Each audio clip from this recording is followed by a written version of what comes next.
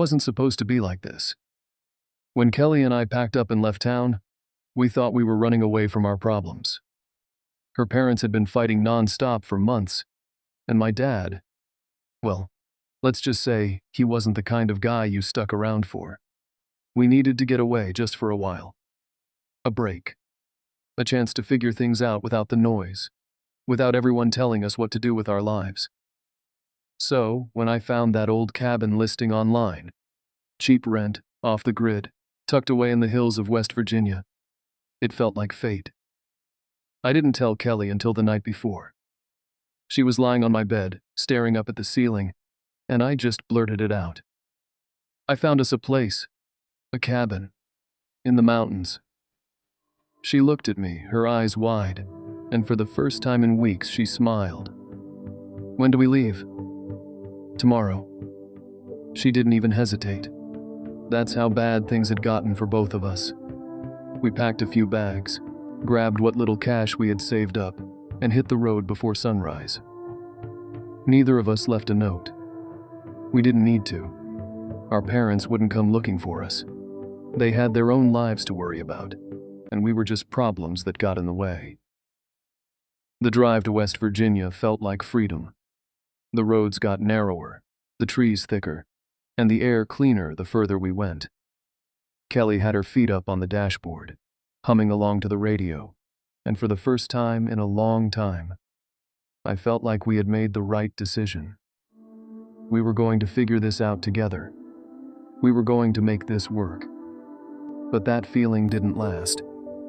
We stopped in a small town just a few miles from the cabin, one of those places where everyone knows everyone, and you can feel the eyes on you as soon as you pull into town. I didn't think much of it at first. Small town folks are always a little wary of strangers. But there was something different about these people, something that made the hairs on the back of my neck stand up. Kelly and I went into the general store to pick up supplies. The guy behind the counter, a middle-aged man with a grizzled beard and piercing blue eyes, watched us the entire time. He didn't say a word, just followed us with his gaze as we grabbed canned food, bottled water, and other essentials. When we finally brought everything up to the counter, he leaned forward, his voice low. "You kids from around here?" I shook my head. "Number just passing through." He nodded slowly, his eyes narrowing. "You got a place to stay?" "Yeah," I said, trying to sound casual. "We rented a cabin up in the hills." For a moment, the man didn't respond. He just stared at me, like he was trying to figure out if I was telling the truth. Then, he let out a long sigh, ringing up our purchases with slow, deliberate movements. "You kids be careful up there," he said, his voice barely more than a whisper. "These hills, they've got secrets." I glanced at Kelly, who was standing a little too close to me, her hand gripping my arm. She didn't like this place any more than I did. "Thanks," I muttered, grabbing the bags and heading for the door. As we left, I could feel the man's eyes on our backs. And when we got outside, it wasn't any better. The townspeople, what few of them were out, watched us with the same unsettling gaze, like they knew something we didn't. Kelly squeezed my arm tighter, and I forced a smile, trying to shake off the unease that was creeping into my gut. "It's just a weird small town," I said, more to convince myself than her. "Once we get to the cabin, it'll be fine." She nodded, but I could see the doubt in her eyes. And as we drove out of town, heading deeper into the hills, that doubt started to settle in me too. The cabin was exactly as advertised, small, secluded, with just enough modern conveniences to keep us comfortable. It sat at the edge of a dense forest, the trees pressing in on all sides, making the place feel even more isolated than it already was. But that was what we wanted, right? A place to escape. A place where no one could find us. For the first day, it was perfect. We unpacked our stuff, made a fire in the wood stove, and spent the evening sitting on the porch, watching the sunset behind the mountains. Kelly seemed to relax a little, and I did too. We didn't talk about our families or the problems we'd left behind. We just enjoyed the quiet. But that night, things started to change. It was sometime after midnight when I woke up. The cabin was pitch dark, the only sound the faint rustling of the wind outside. I sat up in bed, blinking the sleep from my eyes, trying to figure out what had woken me. That's when I heard it, a soft knock at the front door. 3 slow, deliberate knocks, like someone was trying to be polite. I frowned, glancing over at Kelly. She was still asleep, her breathing slow and steady. I swung my legs over the side of the bed and stood up, moving as quietly as I could toward the door. The knocks came again, and this time I could hear a voice, a child's voice, soft and pleading. "Mister, can you help me? I'm lost." My blood ran cold. A kid? Out here? At this hour?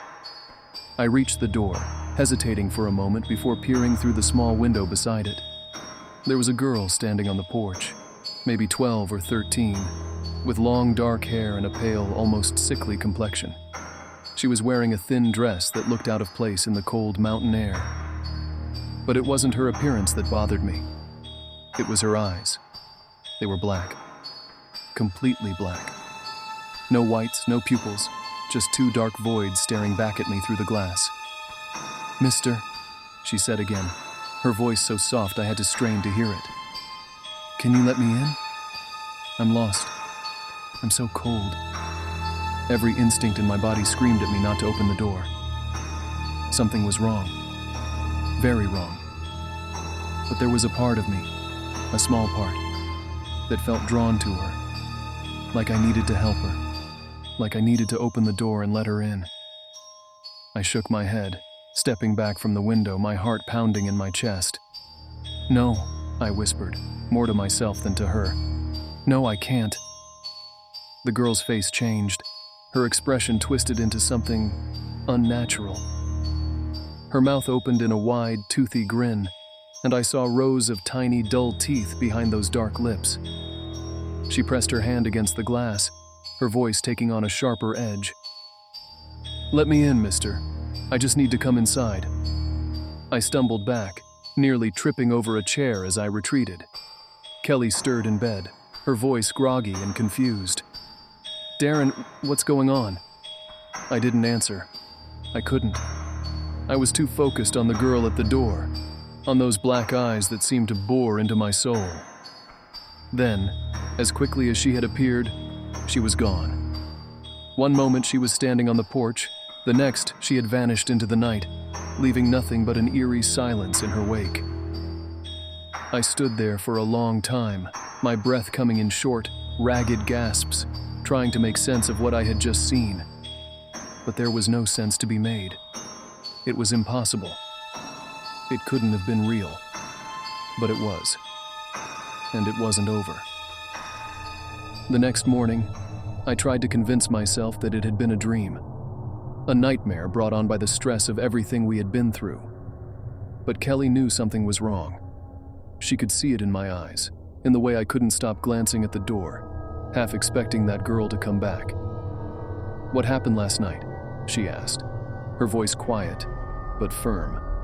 I didn't know how to explain it to her. I didn't even know how to explain it to myself. So I told her the truth. About the girl. About her eyes.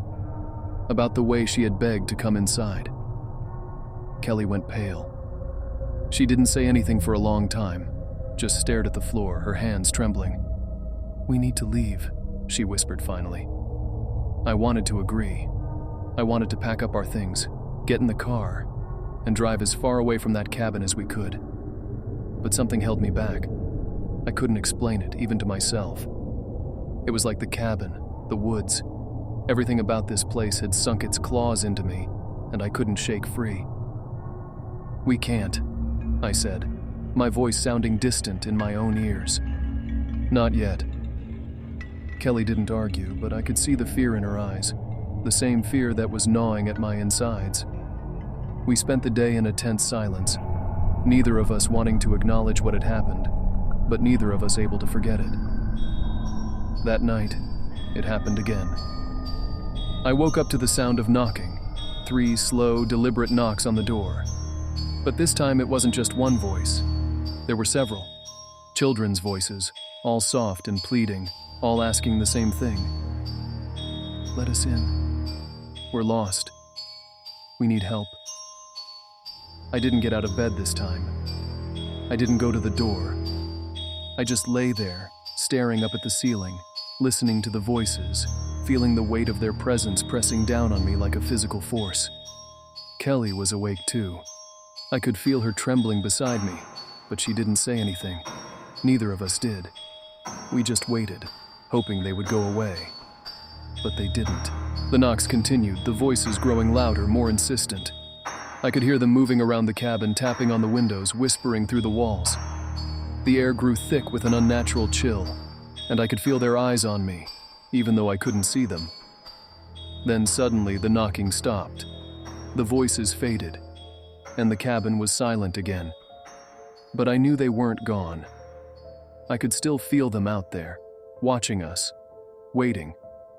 And I knew that as long as we stayed in that cabin, they would keep coming back. The next morning, I told Kelly we were leaving. No more hesitation, no more trying to tough it out. We packed our bags in record time, not saying a word to each other, just moving with the same sense of urgency. By the time we got to the car, the sun was just starting to rise, casting long shadows over the trees.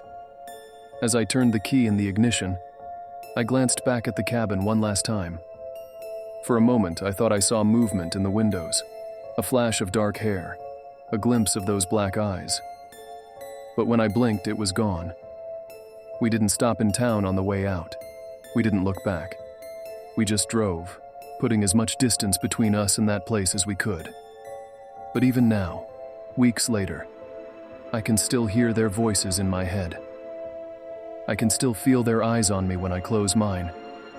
And I know deep down that no matter how far we run, we'll never truly be free of them.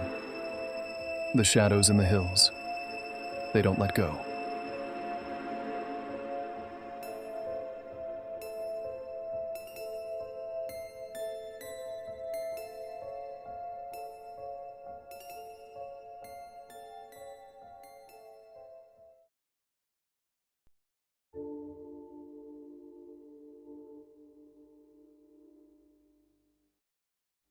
It was a quiet night. I'd had plenty of nights like this, alone with siblings, Maddie and Liam in our house on our quiet little street. Mom was at the hospital, working another overnight shift, and Dad was away on one of his never-ending business trips. Our house was a dead-end street, mostly filled with retirees. And this time of year, most of them had already left for their winter homes in Florida or Arizona. The neighborhood felt emptier than usual, and with Halloween only days away, there was a strange stillness in the air. I tried to tell myself that it was just the time of year. Late October always felt eerie, especially at night when the wind picked up and rustled the dry leaves against the windows. Tonight, though, the wind was stronger than usual. A storm was coming, one of those fierce fall storms that blew through without much warning, taking out power lines and knocking over trees. I wasn't worried. Our house was solid, and I'd been through worse storms before. I sat on the couch in the living room, flipping through the channels, trying to find something decent to watch while the wind howled outside. I could hear Maddie upstairs, talking to her friends on her phone, and Liam's video game echoing up from the basement. Everything was normal. Everything was fine. Except for that feeling. The one I couldn't shake. A feeling that something was off. I glanced at my phone. It was almost 7. Time to order dinner. Mom had left me some money to order pizza, so I dialed the number of the local pizzeria. The guy on the phone didn't seem to care much, but I placed the order anyway. 1 large pepperoni and breadsticks for us to share. 40 minutes, he mumbled, then hung up. I tossed my phone onto the coffee table and leaned back on the couch, trying to ignore the gnawing sense of unease in my gut. It was just the storm, I told myself. Or maybe it was the fact that so many of the houses on the street were empty. The neighborhood felt abandoned, like we were the only ones left. 10 minutes passed, then 20. The wind outside was getting worse, rattling the windows and sending leaves skittering across the pavement. I tried to focus on the TV, but that strange feeling kept creeping up on me. I thought I heard something, a soft thud coming from outside, but I brushed it off as the wind. After all, there were branches everywhere. One of them probably just knocked into the side of the house. Still, the sound wouldn't stop. A low, rhythmic thumping that grew louder with each gust of wind. I turned down the TV and listened, trying to make out the noise over the howling storm. Was it just the wind? Or was there something or someone outside? I shook my head, trying to push the thought away. I was being paranoid. It was just a storm. The doorbell rang, making me jump. I let out a breath, feeling my heart skip a beat. The pizza had arrived. I got up from the couch and walked to the front door, glancing through the peephole. The pizza delivery guy was standing on the porch, holding the pizza box in one hand and a paper bag in the other. He looked about my age, with dark hair that was a little too long and a crooked smile that made my stomach do a weird flip. I opened the door, the cold wind hitting me as I smiled back at him. Hey, he said, handing me the pizza and breadsticks. He glanced up at the sky, the wind tugging at his jacket. This storm's gonna be brutal. You guys staying safe? Yeah, we'll be fine. You should probably get going before it gets any worse. He gave me a lopsided grin, and I felt a tiny spark of something. Interest, maybe? Thanks for the heads up. I'll try to get home before it really hits. I watched him walk back to his car, which was idling in the driveway, the headlights cutting through the swirling leaves. As he pulled away, I closed the door, feeling the warmth of the house wrap around me as the wind continued to howl outside. I called up the stairs. Maddie, Liam, dinner's here. Maddie didn't respond, but I heard her footsteps thumping down the stairs a few moments later. Liam appeared at the top of the basement stairs, his face lit up with excitement. Pizza? Yeah, come eat before it gets cold. I set the pizza boxes on the kitchen counter and grabbed some plates. As I turned to hand them out, I caught a glimpse of something through the window. The wind was whipping the trees into a frenzy, and for a second, I thought I saw a shadow moving between them. My stomach tightened, but I forced myself to look away. It was just the storm. Just the wind. The three of us sat around the kitchen table, eating in relative silence. Maddie was glued to her phone, scrolling through Instagram or TikTok, and Liam was too busy inhaling pizza to notice anything strange. I tried to focus on my food, but that feeling of unease wouldn't go away. And then the lights went out. The sudden darkness made my heart leap into my throat. The hum of the refrigerator cut off, and the house was plunged into silence, save for the wind raging outside. I reached for my phone, using the light from the screen to navigate through the kitchen. Power's out, Liam said casually, as if this was just another part of his video game. It'll come back on soon, I said, trying to sound calm, but the knot of anxiety in my stomach tightened. I fumbled around in the dark, searching for the flashlight Mom always kept in the kitchen drawer. After what felt like an eternity, I found it and clicked it on, the beam of light cutting through the darkness. Stay here, I told Maddie and Liam. I'm going to check on something. Maddie didn't look up from her phone, and Liam went back to his pizza, completely unfazed. I tried to keep my voice steady as I walked to the front window, pulling back the curtain just enough to peer outside. The wind had gotten worse, bending the trees so far that I half expected them to snap. The street was empty, the houses dark. The storm was in full force now, and I couldn't shake the feeling that something was out there, hiding in the shadows, watching us. That's when I saw it. The pizza delivery guy's car was still in the driveway. A chill ran down my spine. He should have been long gone by now. Why was his car still here? Then, I heard the knock. It was soft at first, barely audible over the wind, but it made my heart stop. I turned toward the door, my hand tightening around the flashlight. The knock came again, more insistent this time. "Hello?" I called, taking a hesitant step toward the door. "Is someone there?" There was no answer, just another knock. Polite, persistent. My heart pounded in my chest as I approached the door. I peered through the peephole, expecting to see the pizza delivery guy standing on the porch, maybe caught in the storm or looking for help. But it wasn't him. 3 children stood on the porch, their faces half hidden in the shadows.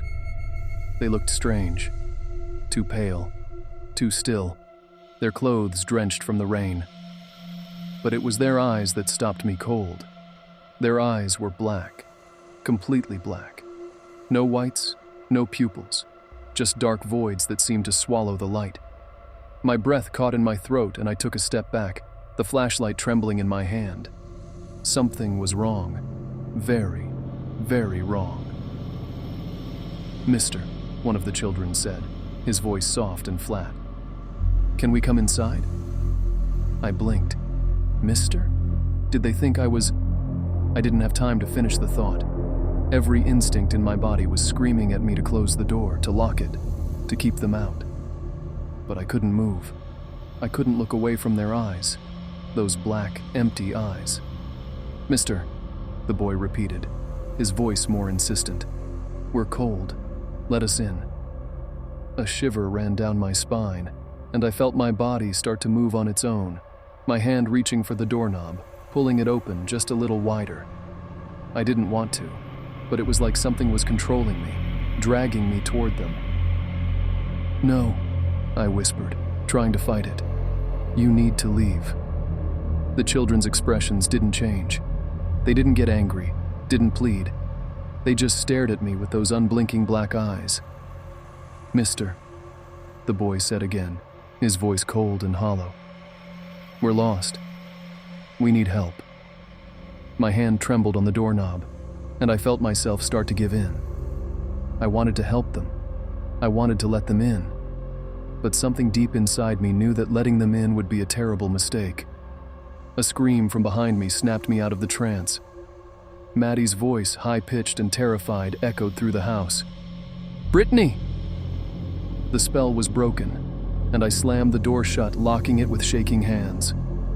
I stumbled back, my heart racing as the wind howled louder outside. But the knocking didn't come again.